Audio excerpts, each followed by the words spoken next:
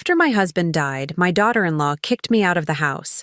At the inheritance meeting, she threw a cup of coffee at me and said, "Having fun living with the street dogs?" When the lawyer read my net worth, she was frozen to the bones. I'm glad to have you here.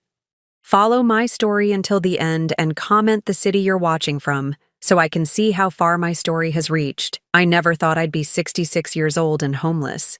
But there I was, standing on the front porch of what had been my home for 38 years, clutching a single suitcase while my daughter-in-law Susan threw my belongings onto the lawn like I was some kind of vagrant. "You can't do this, Susan," I said, my voice barely above a whisper. My hands were shaking, though I couldn't tell if it was from the cold November air or the shock of what was happening. "This is my home too." Susan turned to face me, her perfectly manicured hands on her hips. She was wearing one of those expensive yoga outfits that cost more than my monthly grocery budget, her blonde hair pulled back in a ponytail that probably took her stylist an hour to make look effortlessly messy. "Was your home, Bessie," she said, emphasizing each word like she was talking to a child. "Harold is gone now, and I'm not running a charity for old women who can't take care of themselves." The neighbors had started to gather. Mrs. Peterson from next door was pretending to water her already dead flowers while craning her neck to get a better view. The Johnsons across the street weren't even trying to be subtle. They were standing right on their front steps, whispering to each other. "I took care of Harold for 42 years, I said, my voice getting stronger despite the tears threatening to spill over. "I raised your husband. I helped raise your children. This house has my life in it." Susan laughed, a cold sound that made my stomach turn. "Your life? Bessie, let's be honest here. You've been dead weight for years. Harold supported you, and now that he's gone, I'm not about to pick up where he left off." That's when my grandson Tommy came around the corner, dragging my old rocking chair behind him. The same chair where I'd rocked Harold Jr. to sleep when he was a baby, where I'd sat during countless nights when he had nightmares, where I'd waited up for him during his teenage years. "Where should I put this, Mom?" Tommy asked Susan, not even looking at me. "Garage sale pile," Susan said without hesitation. "Most of this junk isn't worth keeping anyway." I felt something break inside my chest. Not my heart. That had been cracking slowly since Harold's funeral 3 weeks ago. This was something deeper, something that had been holding me together all these years. "That chair belonged to my mother," I said, stepping toward Tommy. "Please, it's all I have left of her." Susan stepped between us, her face twisted with annoyance. "Everything in this house belongs to me now, Bessie. Harold left it all to his son, and his son left it all to me. You don't get to pick and choose what you want to take." "I helped pay for this house," I said, the words tumbling out before I could stop them. "I worked 2 jobs while Harold went to night school. I cleaned other people's houses so we could make the mortgage payments. And Harold appreciated that, I'm sure," Susan said with mock sympathy. "But that was decades ago. What have you contributed lately? When's the last time you paid a bill around here? When's the last time you did anything besides take up space and eat our food?" The truth was, I hadn't contributed financially in years. Harold had insisted I stop working when he got his promotion at the insurance company. "A man should support his wife," he'd said, so I'd become a housewife, taking care of the home, raising our son, being the perfect supportive spouse. But I had contributed in other ways. I'd cooked every meal, cleaned every room, done every load of laundry. I'd nursed Harold through his diabetes, his high blood pressure, his heart problems. I'd driven him to every doctor's appointment, filled every prescription, made sure he took his medications. None of that seemed to matter now. "Where am I supposed to go?" I asked, hating how small my voice sounded. Susan shrugged. "There's a nice senior community about 20 minutes from here. Very affordable. Or maybe one of those extended stay motels until you figure something out.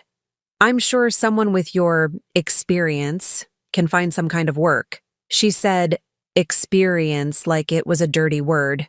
My granddaughter Lisa came out of the house carrying a box of my photographs. For a moment, I thought she might be bringing them to me, but instead she set the box down next to the garbage cans. "Lisa, honey," I said, reaching toward her. "Those are pictures of your father when he was little. Pictures of you and Tommy as babies." Lisa looked at her mother, then back at me. "Mom says we need to focus on the future, not live in the past. It was like being slapped.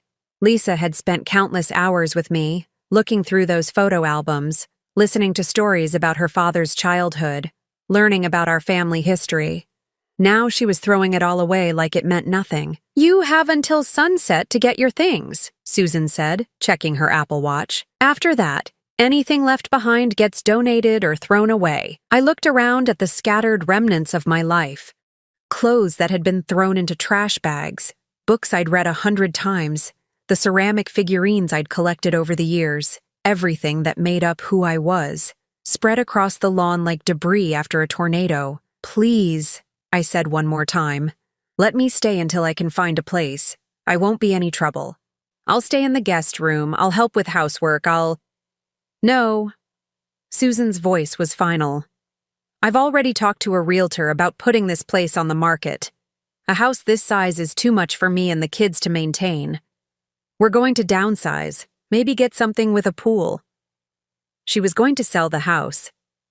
The house where Harold and I had brought our newborn son home from the hospital. The house where we'd celebrated birthdays and anniversaries and holidays. The house where Harold had died in his sleep just 3 weeks ago, with me holding his hand. The moving truck pulled up to the curb, and Susan's face lit up with relief. "Perfect timing," she said to the movers. "Everything on the lawn needs to go to storage unit number 47. I'll give you the address." I realized then that this had been planned. Susan hadn't just decided this morning to kick me out. She'd been preparing for it. She'd rented a storage unit, called the movers, probably already had the realtor lined up. She'd been waiting for Harold to die so she could get rid of me. As the movers started loading my belongings into their truck, I stood there feeling like a ghost watching my own life being erased. The neighbors were still staring, some of them shaking their heads in disapproval, but none of them stepping forward to help. Mrs. Peterson finally came over, her face full of pity. "Bessie, honey, if there's anything I can do." "She'll be fine," Susan interrupted before I could answer. "Bessie's tougher than she looks. Aren't you, Bessie?" I didn't trust myself to speak. If I opened my mouth, I was afraid I'd either scream or collapse entirely. When the truck was loaded and pulling away, Susan handed me a business card. "That's the storage facility. You've got 30 days to figure out what you want to do with your stuff before they start charging monthly fees." 30 days. 66 years of life reduced to 30 days in a storage unit. As Susan turned to go back into the house, my house, the house that was no longer mine, she paused and looked back at me. "Oh, and Bessie, don't come around here bothering the kids. They need stability right now, not reminders of sad old times." The door closed behind her with a finality that echoed in my chest. I stood there on the sidewalk, holding my suitcase, watching the lights come on in the windows of the house where I'd lived most of my adult life. For the first time since Harold's funeral, I started to cry. Not the dignified tears I'd shed at the cemetery, but ugly, desperate sobs that shook my whole body. I had nowhere to go, no one to call, and less than $300 in my checking account. But as I stood there in the growing darkness, something Susan had said kept echoing in my mind. "What have you contributed lately?" If only she knew the truth about what I'd really contributed all these years. If only she knew about the secret I'd kept hidden even from Harold himself. She was about to find out that underestimating Bessie Morrison was the biggest mistake of her life. The Sunset Motel wasn't the kind of place I'd ever imagined staying. The carpet was stained, the walls were thin, and the smell of cigarettes and disinfectant hung in the air like a permanent cloud. But it was all I could afford on my Social Security check, and the manager had been kind enough to give me a weekly rate when I explained my situation. 3 weeks had passed since Susan kicked me out, and I was learning what it meant to be invisible. At the grocery store, cashiers looked right through me as they scanned my generic brands and discount items. At the laundromat, younger people pushed past me like I wasn't there.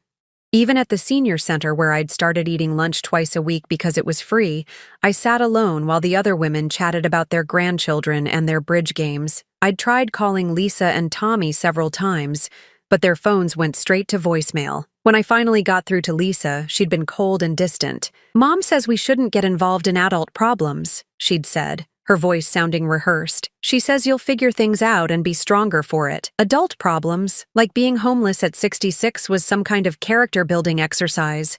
I'd driven by the house twice hoping to catch the kids when Susan wasn't around, but the second time, Susan had come storming out of the front door, her face twisted with fury. "I told you not to come around here," she'd screamed, loud enough for the whole neighborhood to hear. "The children don't want to see you, Bessie. You're just confusing them with your drama." Drama. That's what she called being thrown out of my own home. Now I spent my days in the motel room, watching game shows and trying to make my small savings last as long as possible. I'd applied for a few part-time jobs, retail, cleaning services, anything that would hire a woman my age. But so far, nothing had come through. The worst part wasn't the cramped room or the questionable stains on the bedspread. It wasn't even the way the other motel residents looked at me with pity, clearly wondering what I'd done wrong to end up there. The worst part was seeing Susan's social media posts. I'd never been on Facebook before, but one of the other women at the senior center had shown me how to look up Susan's profile on her phone. Every few days, Susan posted pictures of the house, new furniture she'd bought, renovations she was planning, family dinners with the kids looking happy and well-fed. In the captions, she talked about fresh starts and focusing on the future and teaching the children about independence and self-reliance. She made it sound like kicking me out had been some kind of valuable life lesson for Tommy and Lisa. The comments from her friends were the worst part. "So proud of you for taking charge of your life. The kids look so much happier already. It's amazing how much lighter the house feels without negative energy." Negative energy. That's what 38 years of keeping a family together had become. I'd started keeping a notebook, writing down memories of Harold and our life together, afraid that if I didn't record them somewhere, they'd disappear entirely. The way Susan talked, it was like those years had never happened, like I'd never existed at all. But I had existed. I'd been the one who stayed up all night when Harold Jr. had pneumonia when he was 7. I'd been the one who drove him to baseball practice every Tuesday and Thursday for 6 years. I'd been the one who helped him with his homework, who listened to him practice his saxophone, who held him when his first girlfriend broke his heart. Where was Harold Jr. now? Susan claimed he was busy with work, traveling for his job in sales, but I hadn't heard from him since the funeral, my own son, and he'd vanished from my life as completely as if he'd never been born. On Thursday afternoon, I was sitting in the motel parking lot, trying to work up the courage to go inside and face another evening alone, when a familiar car pulled up beside me. It was Mrs. Henderson, Harold's sister. I hadn't seen her since the funeral, and for a moment, hope fluttered in my chest. Maybe she'd come to help. Maybe someone in the family still cared. "Bessie," she said as she got out of her car, "I heard about what happened." "Oh, Margaret," I said, standing up too quickly and feeling dizzy from the sudden movement. "I'm so glad to see you." But Margaret's expression wasn't warm. If anything, she looked uncomfortable, like she was here out of obligation rather than love. "I wanted to talk to you about Harold's things," she said, not returning my smile. "Susan mentioned that you took some items that belonged to the family." My heart sank. "I only took what was mine, Margaret. My clothes, my personal items. I left everything else." "Susan says you took Harold's watch, the one that belonged to our father." I felt heat rise to my cheeks. "Harold gave me that watch for our 20th anniversary. He said he wanted me to have something to remember his father by." Margaret shook her head. "That watch should stay in the family, Bessie. It should go to Harold Jr. Or maybe to Tommy when he's older." "I am family," I said. But the words sounded weak even to my own ears. "We're family," Margaret corrected gently. "Harold's gone now, and Susan is the children's mother. She's the one making decisions for the family." I stared at her. This woman who had been my sister-in-law for over 40 years, who had shared holidays and birthday parties and family vacations with me. In her eyes, I saw the same dismissal I'd been getting from everyone else. I was no longer part of the family. I was just a leftover from Harold's first life. "Fine," I said, my voice barely above a whisper. "I'll give her the watch." Margaret looked relieved. "I think that's best." Susan also mentioned some jewelry that might have belonged to Harold's mother. "Maybe we could go through your things together and make sure everything gets to the right place." The right place. Not with me, apparently. We spent the next hour in my cramped motel room, going through the few possessions I'd managed to salvage. Margaret took Harold's watch, his mother's pearl earrings, and even a small ceramic vase that had been a wedding gift from Harold's aunt. "You understand, don't you, Bessie?" Margaret said as she packed the items into a box. "These things have sentimental value to the family." I nodded, though I wanted to scream that they had sentimental value to me too. That I was the one who had polished that watch every week for 26 years. That I was the one who had worn those earrings to every important family event.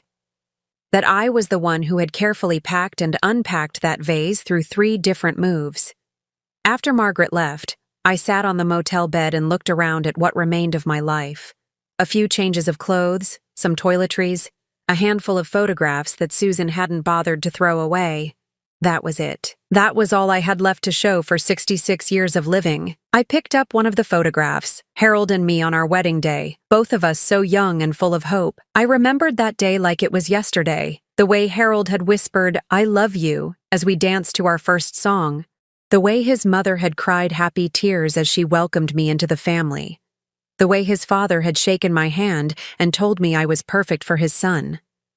Now Harold was gone, his mother was gone, his father was gone, and I was just a stranger living in a motel, no longer welcome in the family I'd helped build. That night, I called the storage facility to check on my things. The woman on the phone was businesslike and cold. "Your 30 days are almost up, Mrs. Morrison. If you don't make arrangements for payment, we'll have to dispose of your items. Dispose of them. Like they were garbage. How much would it cost to keep the unit for another month?" I asked. $150 plus late fees. I had $87 left in my checking account. "I'll call you back," I said, and hung up before she could respond. I lay on the uncomfortable motel bed, staring at the water stain on the ceiling, and wondered how my life had come to this. 3 months ago, I had been Harold Morrison's wife, living in a beautiful house, surrounded by family, respected in my community. Now I was nobody, with nothing, and nowhere to go. But as I drifted off to sleep that night, my hand instinctively went to the small locket around my neck, the one piece of jewelry I'd managed to keep hidden from Margaret's inventory. Inside was a photograph of my mother, and wrapped around the photo was something else, something Susan and Margaret and even Harold himself had never known about, a safety deposit box key. Tomorrow, I would visit that box for the first time in 20 years. And Susan Morrison was about to learn that she had made the biggest mistake of her life. The First National Bank looked the same as it had 20 years ago, with its marble floors and high ceilings that made every footstep echo. I sat in the waiting area, clutching my purse so tightly my knuckles had turned white, while a young banker verified my identity and retrieved the safety deposit box I hadn't touched since 1983. My hands trembled as I inserted the key, and for a moment I wondered if I'd imagined it all. Maybe the box would be empty. Maybe the scared young woman who had opened this account 40 years ago had been fooling herself about what she was building. But when the metal door swung open, everything was exactly as I'd left it. Stacks of papers, carefully organized and wrapped in plastic bags to protect them from time. Stock certificates, property deeds, bank statements from accounts Harold had never known existed. And beneath it all, a thick leather journal where I'd recorded every transaction, every investment, every careful step I'd taken to build something that belonged to me alone. I picked up the journal with shaking hands and opened to the first page, written in my younger self's careful handwriting. January 15th, 1963. Harold thinks I'm taking sewing lessons on Tuesday evenings. Instead, I'm working as a bookkeeper for Mrs. Patterson's dress shop. $15 a week. It's not much, but it's mine. Reading those words brought it all back. The fear, the secrecy, the careful planning that had defined my life for decades. Harold wasn't a bad man, but he was a man of his time. He believed deeply that wives shouldn't work, that a husband's job was to provide, and a wife's job was to keep house. When I'd mentioned wanting to take a part-time job early in our marriage, he'd been genuinely hurt. "Are you saying I can't take care of my own family?" he'd asked, and the wounded look in his eyes had made me drop the subject immediately. But I'd never forgotten the fear I'd felt during his brief period of unemployment in 1962. For 3 months, we'd survived on savings and my father's small loans, and I'd lain awake at night terrified that we'd lose everything. That's when I decided I needed something of my own, something that could protect us if Harold's job ever disappeared again. So I'd started small, the bookkeeping job at Mrs. Patterson's shop, telling Harold I was learning to sew, then a weekend job doing inventory at the hardware store, claiming I was visiting my sister. Every dollar I earned went into a separate account at a different bank, one Harold knew nothing about. I turned the pages of my journal, following the careful progression of my secret financial life. In 1965, I'd used my savings to buy a small duplex in a rundown part of town. Nothing fancy, but the rent from both units more than covered the mortgage payment. Harold never questioned where the extra money for groceries and household expenses came from. He was happy to have a wife who was such a good manager. By 1970, I owned 3 rental properties. By 1975, I'd diversified into stocks, spending my sewing circle evenings at the library, teaching myself about investments from financial magazines and annual reports. Harold would come home to find me reading Better Homes and Gardens, never knowing I'd spent the afternoon analyzing dividend yields and price-to-earnings ratios. "You're so lucky, Bessie," he'd often say. "You don't have to worry about all this financial stress. You can just focus on making our home beautiful." If only he'd known that while he was worrying about his small salary and modest pension, I was quietly building a portfolio that would have shocked him. The banker cleared his throat softly. "Mrs. Morrison, is everything all right?" I realized I'd been sitting there for 20 minutes, lost in memories. "Yes, I'm fine. Could I have some time alone with the box, please?" When he left, I pulled out my most recent bank statements, the ones I'd been too afraid to look at since Harold's death. I'd been so focused on playing the grieving widow, on being the person everyone expected me to be, that I'd ignored the financial empire I'd spent 40 years building. The numbers on the pages made me dizzy.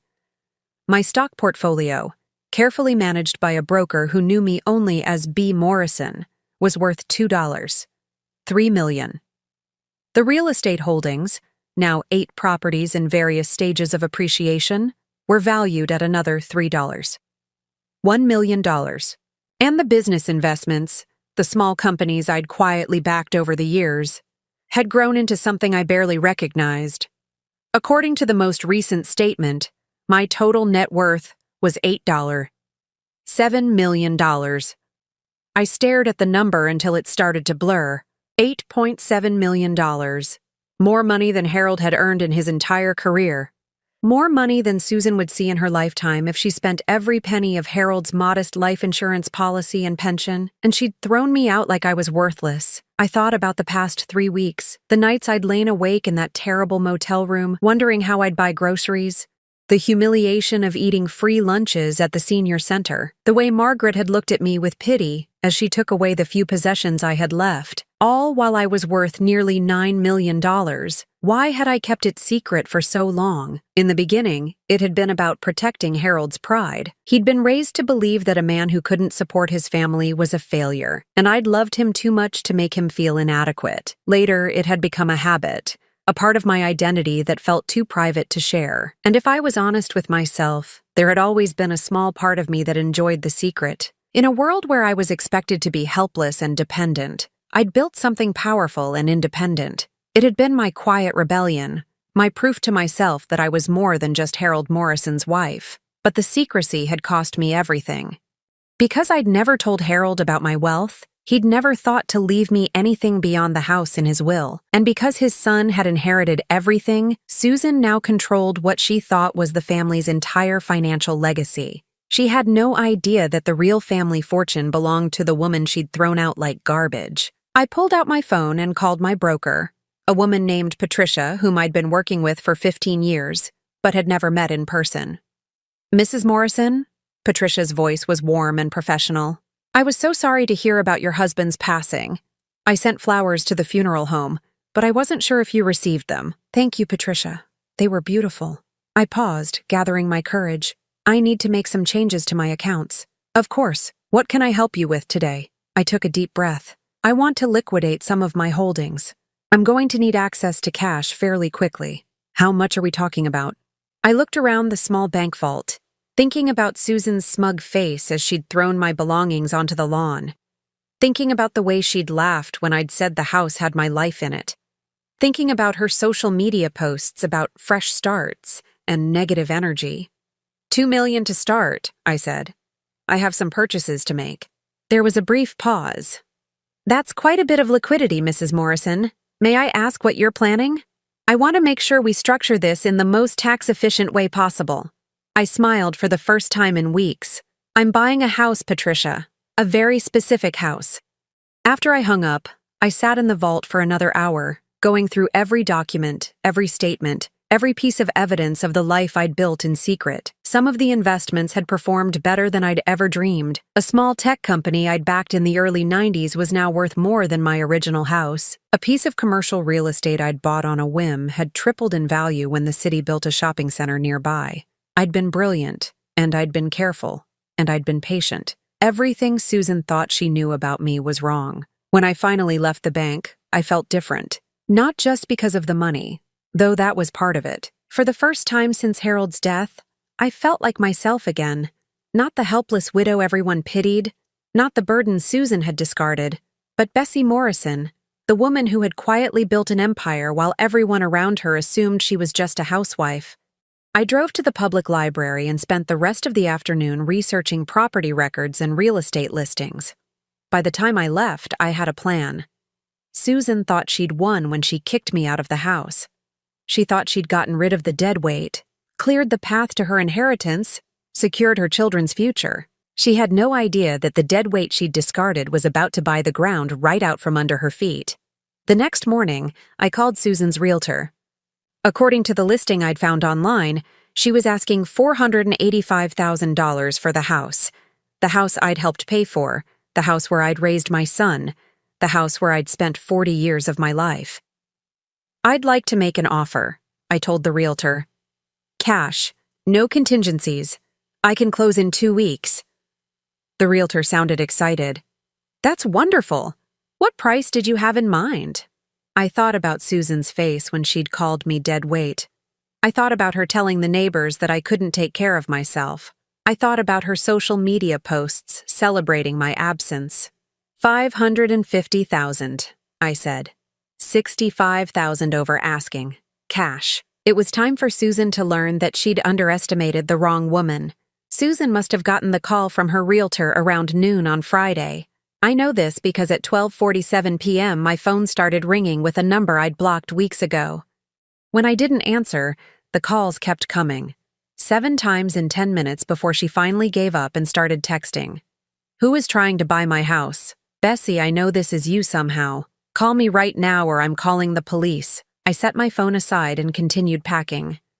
After 3 weeks in the Sunset Motel, I was moving into a furnished apartment downtown. Nothing fancy, but clean and respectable while I waited for the house purchase to go through. I'd already signed the lease and paid 6 months in advance, enjoying the way the property manager's attitude had changed when I'd handed him cash instead of filling out credit applications. My phone buzzed again. This time it was a voicemail from Harold Jr., the first time I'd heard from my own son since the funeral. Mom, Susan says someone's trying to buy the house with a cash offer way over asking price. She thinks you're somehow involved, which is crazy because, well, you know. But she's really upset, and the kids are confused. Can you just call her back and tell her it's not you? She's driving everyone nuts. I almost laughed. Even my own son couldn't imagine that I might have access to that kind of money. To him, I was still just the helpless widow who'd been living off his father's generosity. Instead of calling back, I drove to the real estate office and met with Susan's agent, a cheerful woman named Janet who had no idea she was caught in the middle of a family war. Mrs. Morrison? Janet looked confused as she checked her paperwork. I'm sorry, but you have the same last name as the seller. Are you related? I'm Harold Morrison's widow, I said simply. The house belonged to my late husband. Janet's expression shifted to one of confusion and concern. Oh my. I think there might be some misunderstanding here. Mrs. Susan Morrison is the one selling the property. She inherited it from her late husband. That would be my son, I explained. He inherited it from my husband, his father. But Susan is free to sell it, of course. I'm simply interested in purchasing it as an investment property. The lie came easily. I'd had 40 years of practice at keeping the truth hidden. Janet looked through her files, clearly uncomfortable. Well, your offer is certainly attractive. Mrs. Morrison, Susan Morrison, was hoping to get the asking price, but $50,000 over is quite generous. May I ask why you're interested in this particular property? I gave her my most innocent smile. It holds sentimental value. By Monday morning, Janet called to tell me that Susan had accepted my offer. She'd also apparently demanded to know who the buyer was. And when Janet told her it was Harold Morrison's widow, there had been, in Janet's diplomatic words, quite a reaction. She seemed very surprised, Janet said carefully. She asked me to verify your financial information several times.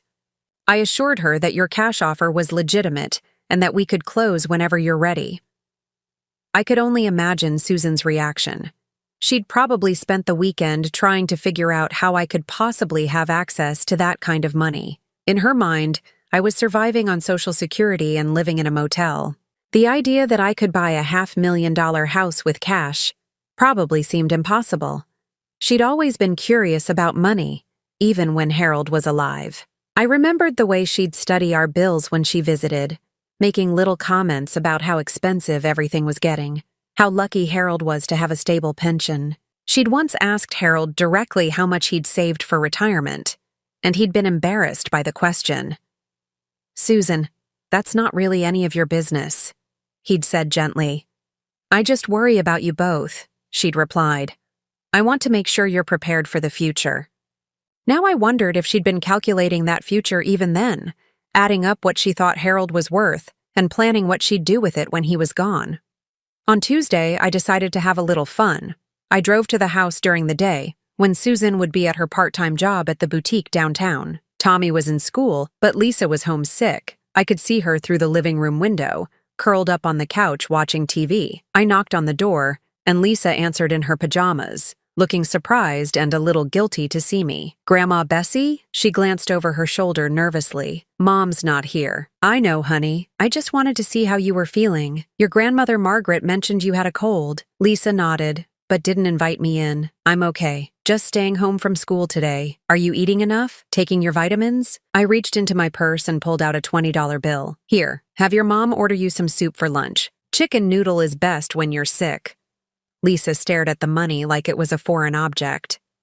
"Grandma, where did you get this?" The question broke my heart. In her mind, I was so poor that $20 was suspicious. "I've been managing my money carefully," I said.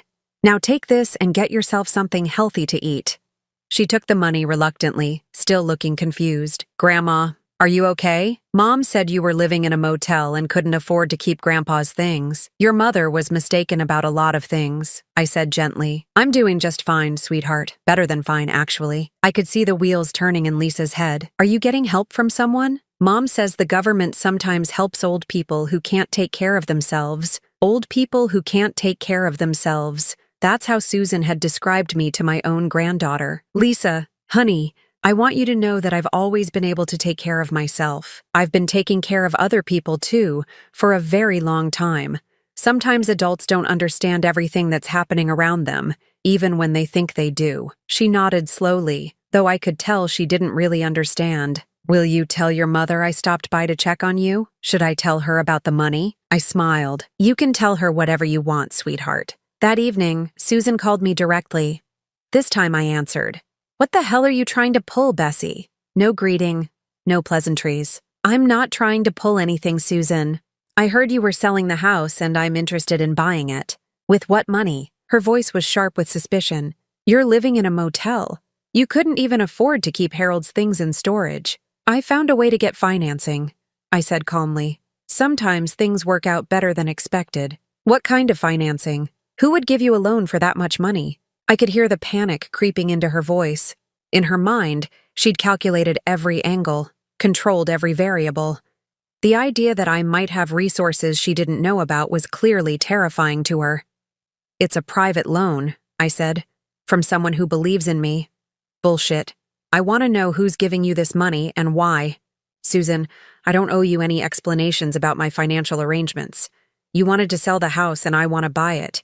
It's a simple business transaction." There's nothing simple about this, and you know it. Her voice was getting higher, more frantic. You're trying to manipulate me somehow. You're trying to make me look bad. I'm trying to buy a house that I'd like to own. Nothing more, nothing less. There was a long pause. When Susan spoke again, her voice was different, colder, more calculating. If you somehow manage to scrape together the money for this house, what makes you think I'll let you have it? I could withdraw my acceptance. I could refuse to sell to you. You could, I agreed, but you've already signed the purchase agreement, and Janet tells me you've already spent quite a bit of money preparing for the move. Deposits on a new place, moving expenses. It would be expensive to back out now. Another pause. You've been planning this, haven't you? This whole helpless widow act was just a performance. I've never pretended to be helpless, Susan. You just assumed I was. Where is this money coming from, Bessie? I know you didn't have it when Harold died. Did you take out a reverse mortgage on some property? Did you sell something valuable that belonged to the family? She was getting desperate now, grasping for any explanation that would make sense in her limited understanding of who I was. The money is mine, Susan. It's always been mine. That's impossible. Harold supported you your entire marriage. You never worked. You never contributed financially. There's no way you could have this kind of money unless you took it from somewhere else. I felt a familiar anger rising in my chest, the same feeling I'd had when she threw my belongings onto the lawn. You don't know anything about my contributions to this family, Susan. You don't know anything about me at all. I know enough. I know you're up to something, and I'm going to figure out what it is. The line went dead. I set my phone down and looked around my new apartment, thinking about Susan's words. She was right about one thing. I had been planning this in a way.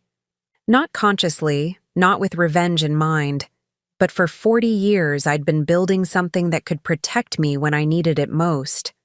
I'd just never imagined I'd need protection from my own family. The next morning, I got a call from Janet. Mrs. Morrison, I have some unusual news. The seller is requesting additional documentation about your financing. She wants proof of funds, bank statements, verification letters from your lender. That's quite unusual for a cash transaction, isn't it? Very unusual. Normally, proof of funds is sufficient. She seems concerned about. Well, she mentioned something about family disputes and wanting to make sure everything is legitimate. I smiled. Tell Susan she can have all the documentation she wants. Schedule a meeting for Friday morning. I'll bring everything she needs to see. Are you sure? You're not required to provide this level of detail. I'm sure. It's time for some things to be cleared up. Friday morning couldn't come fast enough. Susan thought she was going to expose me as a fraud, prove that I was somehow scamming my way into buying the house. Instead, she was about to learn that the woman she'd dismissed as worthless dead weight was worth more money than she'd ever dreamed of. And this was just the beginning. The law office of Henderson and Associates was located in one of those old downtown buildings with high ceilings and dark wood paneling that was supposed to make you feel like important business was being conducted. I arrived 15 minutes early, wearing the navy blue dress I'd worn to Harold's funeral, the only formal outfit I'd managed to salvage from Susan's purge of my belongings. Susan was already there when I walked into the conference room, sitting at the far end of a long mahogany table with a stack of papers in front of her. She'd brought reinforcements. Harold Jr. sat to her right, looking uncomfortable in a wrinkled dress shirt, and Margaret sat to her left, wearing the same disapproving expression she'd had when she'd taken Harold's watch from my motel room. "Bessie," Margaret said with a tight smile, "I'm surprised to see you here. Are you?" I set my purse down and took a seat across from them. Susan requested this meeting to discuss financial documentation. I assumed the whole family would want to be involved. Susan's lawyer, a thin man with wire-rimmed glasses, cleared his throat. Mrs. Morrison, the elder Mrs. Morrison. I should clarify that this meeting is somewhat irregular. My client has concerns about the source of funds for your house purchase, and she's requested verification of your financial capacity. Of course, I said pleasantly. I brought everything you asked for. I reached into my purse and pulled out a folder thick with bank statements, investment reports, and property records. As I spread them across the table, I watched Susan's eyes widen slightly. "These are statements from my primary checking and savings accounts," I said. pointing to the first set of papers. As you can see, I have sufficient liquid assets to cover the house purchase without financing. Harold Jr. leaned forward, squinting at the numbers. Mom, these numbers, they can't be right. Susan snatched the papers from his hands, her face growing pale as she scanned the figures. These are fake. They have to be fake. I assure you they're not, I said calmly. Mr. Henderson, I assume you'll want to verify these with the financial institutions directly? The lawyer nodded, making notes on his legal pad. That's standard procedure for transactions of this size. This size? Susan's voice was getting shrill. What size? How much money are we talking about here? I pulled out another set of documents. These are my investment portfolio statements. Stocks, bonds, mutual funds. All managed by Patricia Williams at Meridian Financial. You're welcome to call her directly. Margaret picked up one of the statements, her hands trembling slightly. Bessie, this says you have over $2 million in stocks alone. $2.3 million, as of last week, I corrected. The market's been good to me. Harold Jr. was staring at me like he'd never seen me before. Mom, where did this money come from? Dad never mentioned anything about investments. Your father didn't know about them, I said simply. The room fell silent.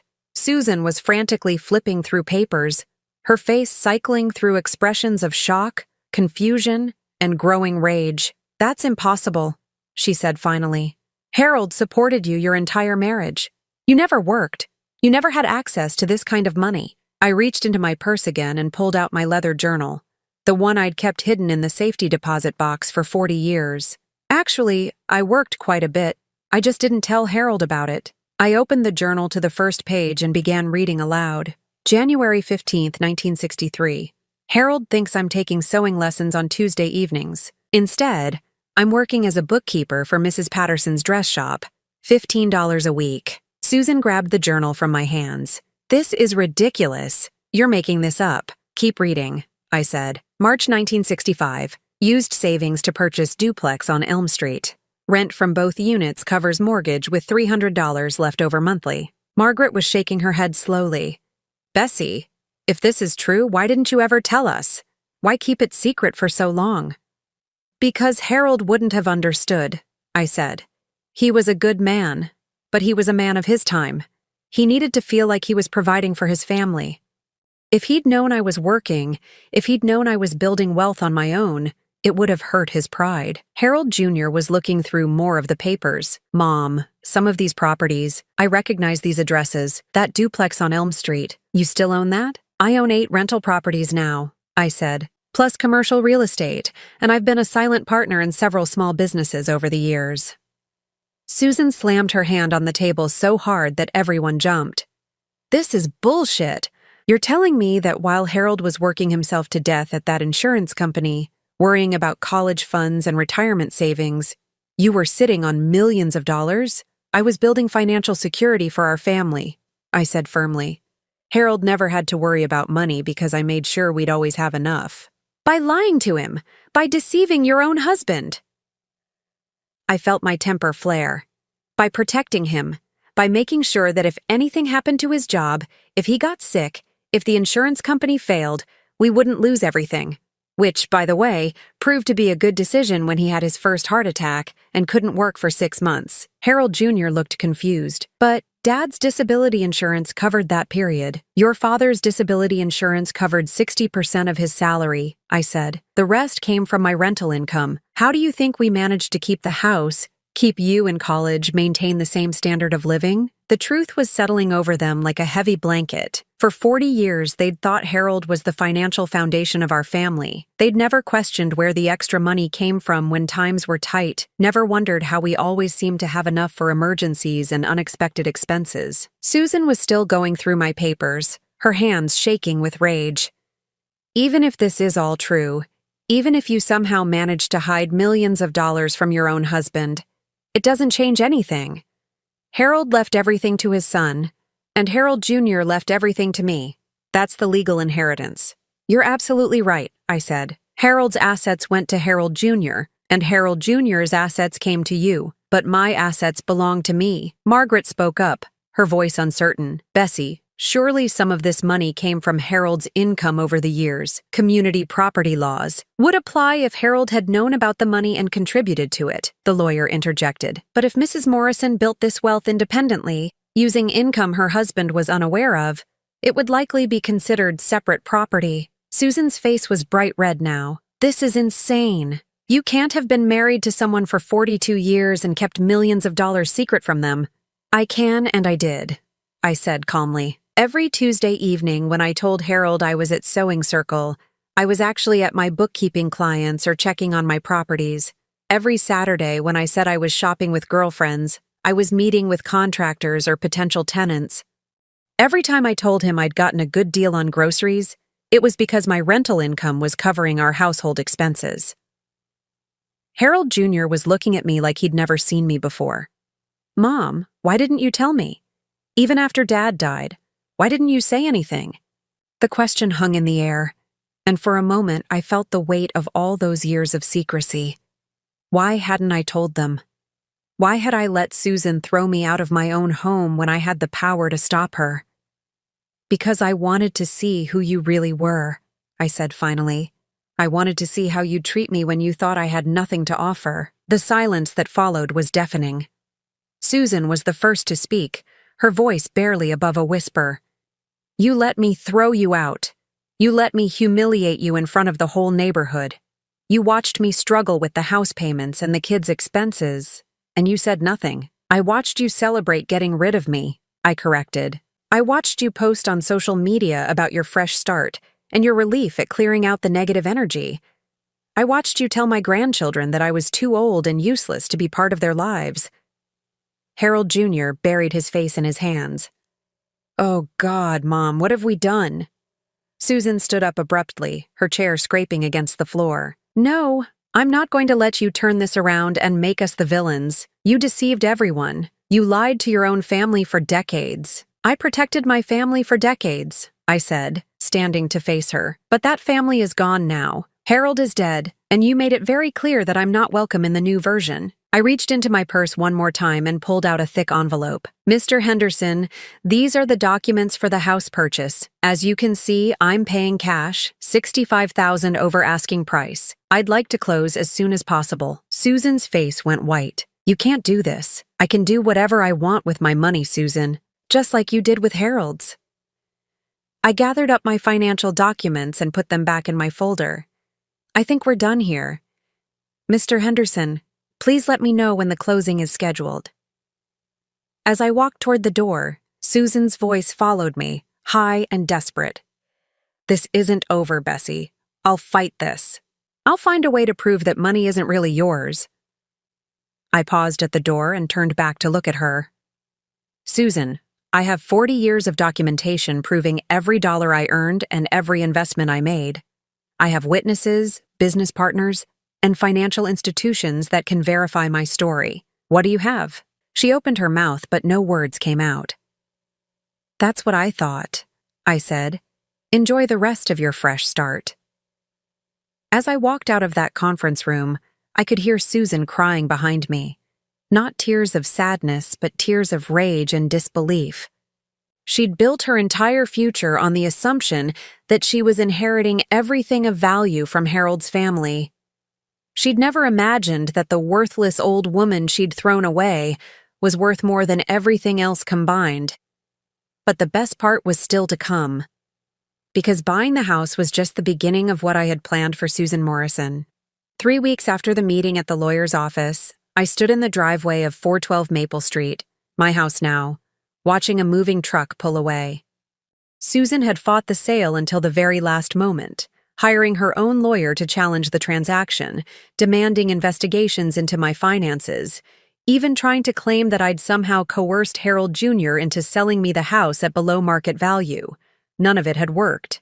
Every document I'd provided was legitimate, every bank statement verified, every property deed authentic. After 40 years of careful record-keeping, my financial empire was unassailable. The house looked different now that it belonged to me again, not because anything had physically changed, but because I was seeing it through different eyes. This wasn't the family home where I'd lived at Harold's sufferance. This was my property, purchased with my money, owned entirely by me. I walked through the rooms slowly, taking in the changes Susan had made during her brief tenure as owner. New paint in the living room, different curtains in the kitchen, updated fixtures in the bathrooms. She'd spent quite a bit of money making the place hers, money she'd borrowed against Harold's life insurance payout, money she now owed to credit card companies and couldn't repay. My phone buzzed with a text from Patricia, my financial advisor. House closing confirmed, funds transferred. Also wanted you to know, the Morrison woman's real estate agent called asking about your other properties. I told her we don't discuss client information. I smiled. Susan was still trying to figure out the extent of my wealth, probably hoping to find some weakness she could exploit. She'd never understand that I'd spent 4 decades making myself unexploitable. Another text came in, this one from Harold Jr. Mom, can we talk? I've been trying to process everything that happened at the lawyer's office. I feel like I don't know who you are anymore. That one made my chest tighten. My relationship with my son would need careful rebuilding, if it could be rebuilt at all. He was struggling with the realization that everything he'd believed about his family was wrong, that his mild-mannered mother was actually a secret millionaire who'd been pulling strings behind the scenes for decades. But before I could focus on healing that relationship, I had one more piece of business to take care of. I drove to Sunset Gardens, the apartment complex where Susan had moved after being forced to sell the house. It was a decent place, not luxurious, but clean and safe, much nicer than the motel where she'd expected me to live indefinitely. Susan's apartment was on the 2nd floor. I climbed the stairs slowly, my knees reminding me that I was still a 66-year-old woman, regardless of my net worth. When I knocked on the door, there was a long pause before it opened. Susan looked terrible. Her hair was unwashed, her clothes wrinkled, and her eyes were red-rimmed from crying or lack of sleep or both. Behind her, I could see moving boxes stacked everywhere, as if she'd been living out of cardboard containers for weeks. "What do you want?" she asked, not inviting me in. "I wanted to see how you were settling in," she laughed bitterly. "Settling in? I'm drowning, Bessie. The credit cards I used to fix up the house are maxed out. The moving expenses wiped out what was left of Harold's life insurance. I can barely afford this place, and I certainly can't afford the rent increases they're talking about for next year." "I'm sorry to hear that. Are you? Are you really sorry, or are you here to gloat?" I looked past her into the apartment, where I could see Lisa and Tommy sitting on a couch that looked like it had come from a thrift store. They waved at me tentatively, and I waved back. "I'm here to make you an offer," I said. Susan's eyes narrowed. "What kind of offer?" "I own several rental properties. One of them is a nice 3-bedroom house about 10 minutes from the kids' school. The current tenants are moving out next month." "I can't afford to rent a house, Bessie. I can barely afford this apartment. The rent would be $400 a month."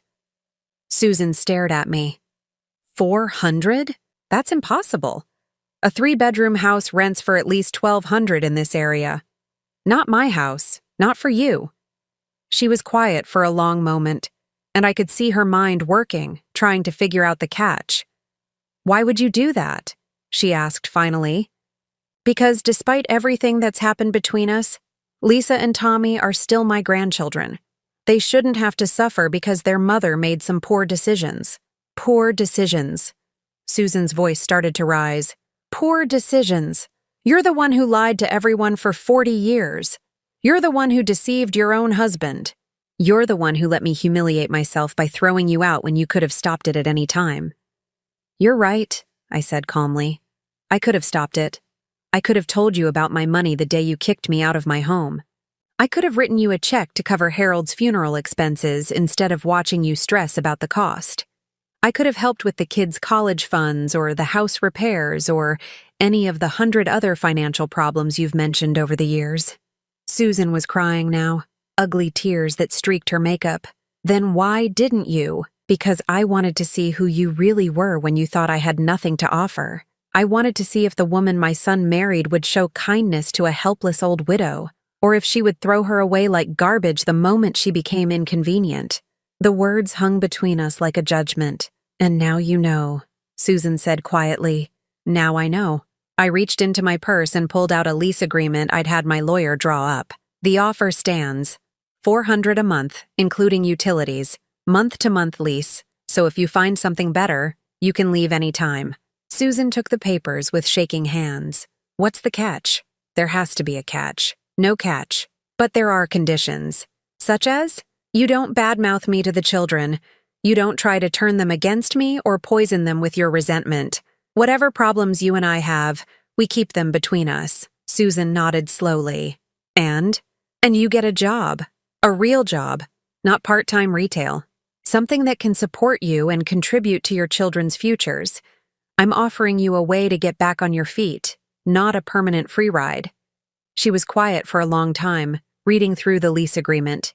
Bessie, I don't understand why you're doing this. After everything I said to you, everything I put you through. I'm doing it for Lisa and Tommy, and maybe a little bit for Harold Jr., who's going to need his family to heal from all this. What about Harold Jr.? Have you talked to him?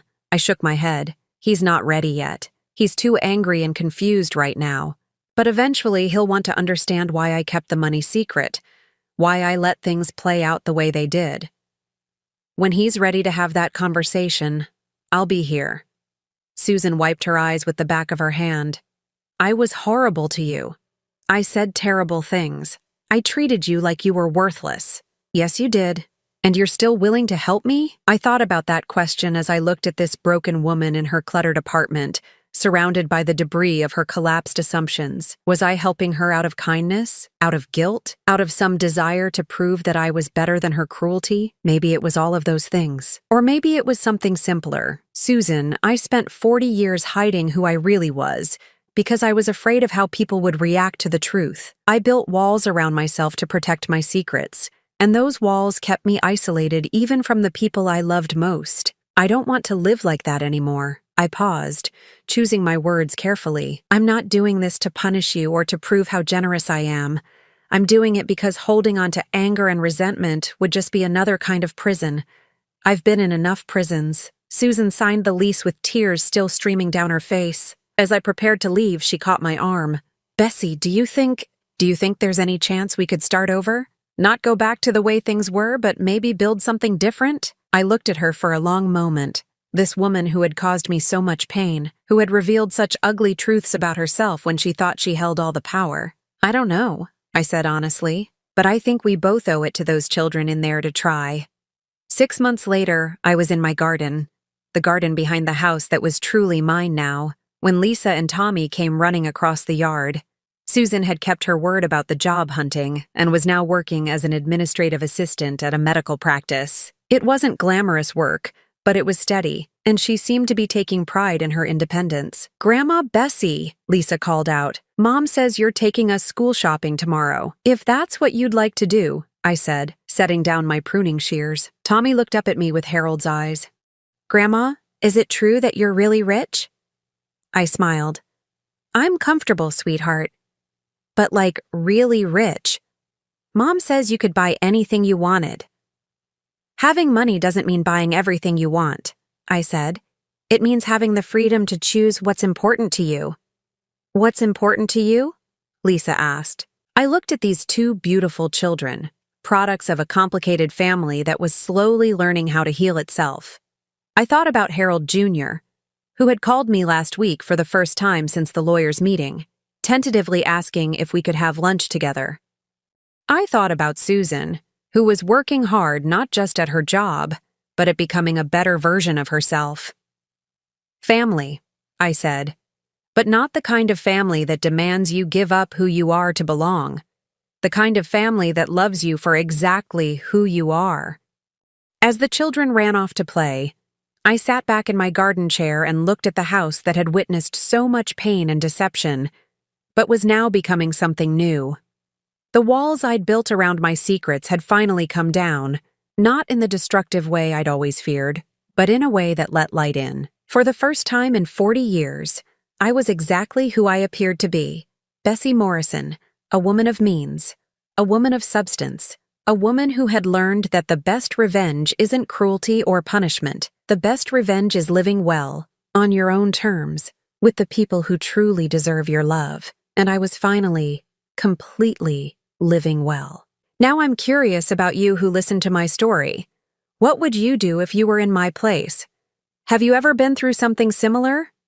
Comment below. And meanwhile, I'm leaving on the final screen 2 other stories that are channel favorites, and they will definitely surprise you. Thank you for watching until here.